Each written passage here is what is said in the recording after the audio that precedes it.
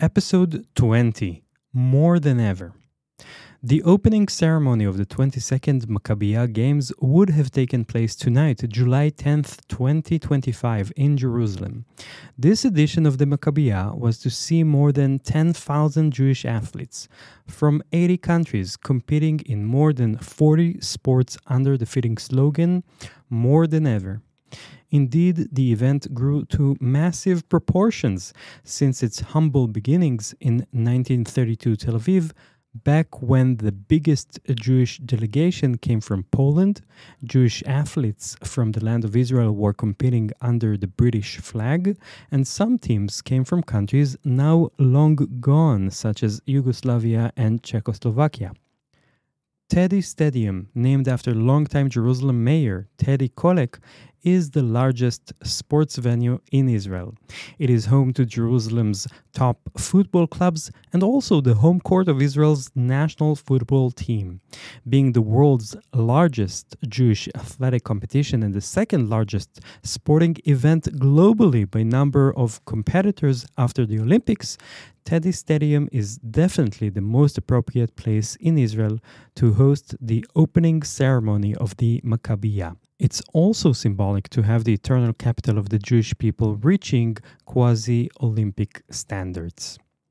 Unfortunately, those 10,000 Jewish athletes won't be marching into Jerusalem's Teddy Stadium tonight. The event was postponed by 1 year to July 2026 due to the Israel-Iran war. When they do march into the stadium next year, they'll be teamed into national delegations carrying their country's flag, a symbol of Jewish life celebrated in communities across the globe. Each and every one will also be carrying the hopes of a people determined to celebrate life, sport, and unity in a world some say is becoming more hostile to Jewish identity. Even before Operation Rising Lion started, the 2025 Maccabiah, now 2026 Maccabiah, called for the strengthening of bonds between scattered Jewish communities and the State of Israel. If organizers stick to their original plans, it will be the first time that the Games will collaborate with the Organization of Disabled Veterans of the Israeli Defense Forces, integrating its members as employees, volunteers, and speakers at official ceremonies. Paralympic competitions will feature swimming, tennis, table tennis, wheelchair basketball, and handbiking. Also, the Maccabiah is anticipated to expand to a record number of host cities across Israel, with Jerusalem hosting the Open category, Haifa hosting the Junior category for teen athletes, and Herzliya hosting the Masters category for senior athletes.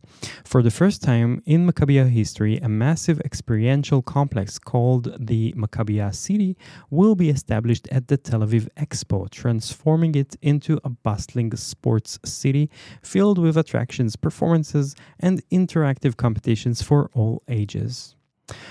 All of this will have to wait 1 more year. Until then, to all athletes who were supposed to participate in the Jewish Olympics, the Maccabiah, I'm sure you're disappointed. So are we here in Israel. We're patiently waiting to see you in July 2026. My name is Tomer Shlush, and I've been guiding tours in Tel Aviv since 2008. I started out of fascination with my family history. The Shlush family was one of the founding families of Tel Aviv. My ancestors built this city, and I'm telling its story. The best way to get to know Tel Aviv better is by purchasing one of my audio tours. I also have one more audio tour that's in Jerusalem. Here's one way to experience it. The David Citadel Hotel has earned its reputation as one of Jerusalem's most prestigious addresses, welcoming world leaders and celebrities from Bill Clinton to Kim Kardashian. This architectural marvel sits prominently on King David Street, just steps from the Mamilla Avenue shopping district, a European-style promenade filled with luxury brands that rivals any international shopping destination. The hotel's design offers front row views of the old city walls and the Tower of David. The most remarkable feature of the hotel is probably its vast children's club, which makes this establishment great for families who want to indulge themselves while visiting the holy city. Its supreme location, stylish architecture, fine dining, and high standard amenities blend together to make the David Citadel Hotel into an upscale choice for those who are looking for a top notch Jerusalem experience. After savoring the hotel's rich buffet breakfast, you'll be perfectly positioned to embark on my Old City of Jerusalem audio tour. The journey begins just minutes away from the David Citadel Hotel, right beside the Jaffa Gate, one of the ancient entrances through Jerusalem's walls. This 90-minute self-guided exploration takes you through all four quarters of the Old City, unveiling 3,000 years of history where Judaism, Christianity, and Islam converge. My narration will guide you through the Armenian Quarter to the Jewish Quarter and all the way to its centerpiece, the Western Wall. Continuing on the edge of the Muslim Quarter, you'll find yourself walking in the footsteps of Jesus Christ along the Christian Quarter's Via Dolorosa, culminating in the Church of the Holy Sepulchre. Along this audio tour, you'll discover the layered history of emperors, sultans, and other leaders who shaped this sacred space. You'll navigate the maze of market streets with confidence, understanding not just where to look, but why each stone matters. The route will bring you full circle back to the starting point, from which I'd recommend getting back to the swimming pool at the David Citadel Hotel for a midday refreshing dip. You can make sure you've downloaded my Old City of Jerusalem audio tour before you head out, or you can download it on the go if you're set with a data package allowing for uninterrupted internet access. There's a link in the show notes to purchase my audio tour, The Four Corners of the Historical Old City, a self-guided Jerusalem tour. If you have any questions, you'll find all the ways to contact me on telaviv.tours. Tel Aviv is one word, no space, no hyphen, and there's a link in the show notes for your digital convenience. Travelers arriving in Tel Aviv in August 2025 will see what in Israel is known as cucumber season, a somewhat dull time period during peak summer, when the number of public events declines and even the news have less on which to report. Two reasons account for this annual phenomenon. Israelis tend to stay home because of the extreme heat, so it's less likely to draw people out for special events. And number two, with no schools and only a small selection of summer camps in August, families usually choose to travel abroad during the month, making Israel feel a little more vacant than usual. Be advised that there is one specific date marked in the Israeli calendar in the next month. On August 2nd, in the evening hours, starts the Day of Remembrance of the destruction of the Jewish temple in Jerusalem. This day, commemorated annually for almost 2,000 years on the 9th day of the Hebrew month of Av, is called in Hebrew Tish'a B'Av. In Tel Aviv, with its secular ethos, some would be completely unaware of this day of remembrance, though it is very much felt in religious communities across Israel.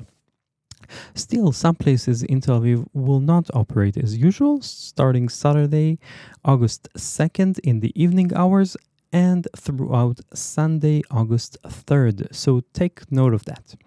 Also, consider traveling to Jerusalem on Tish'a B'Av to witness the customary prayers at the Western Wall, considered the holiest site in Judaism since the desecration of the temple by the Roman Empire in the year 70 AD. Perhaps this is a good opportunity to dive a little deeper into what makes Tel Aviv a bit different than the rest of Israel, using data from a recently published report called Tel Aviv by the Numbers. According to the report, for example, less than 60% of households in Tel Aviv are family households with children, while the percentage all across Israel is closer to 80%.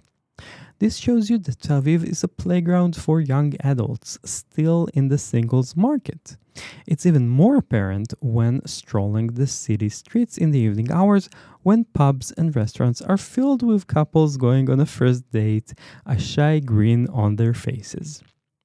Tel Aviv is also a city in which more than half of apartments are rented, while across Israel less than a third are rented out. This means that life in Tel Aviv is a little more chaotic and temporal, with young people moving between apartments quite often. It's a more erratic form of life, but probably one that is more suitable for young people still searching for their own path in life. Tel Aviv is also the business capital of Israel, one of the only cities in the country to draw more of its workforce from other cities. Only a third of employees in Tel Aviv are also residents of the city, while the rest commute from other places. It's also a cultural magnet that draws Israelis and tourists to the city's museums, about 2 million entries per year. The number of yearly visits to the Tel Aviv Opera House and Tel Aviv's theaters almost reaches 1.5 million. Taking into account that the city proper is only 500,000 strong, it goes to show how Tel Aviv is a sort of axis around which Israel turns. The report, Tel Aviv by the Numbers, published by the local government, also offers a peek into the Israeli secular religious divide. More than 80% of pupils in the city study in the secular schools of Tel Aviv, while the percentage across Israel is around 40%, with many pupils in other cities studying in religious schools. This is the reason that Tish'a B'Av is hardly felt in Tel Aviv with its more secular and liberal population, while for religious communities in Jerusalem, for example, this day carries a deeply emotional meaning. Thanks for listening, and you'll hear from me again when the next episode comes out next week. Until then, I am Tel Aviv tour guide Tomer Shlush, signing off and hoping to see you soon in Tel Aviv.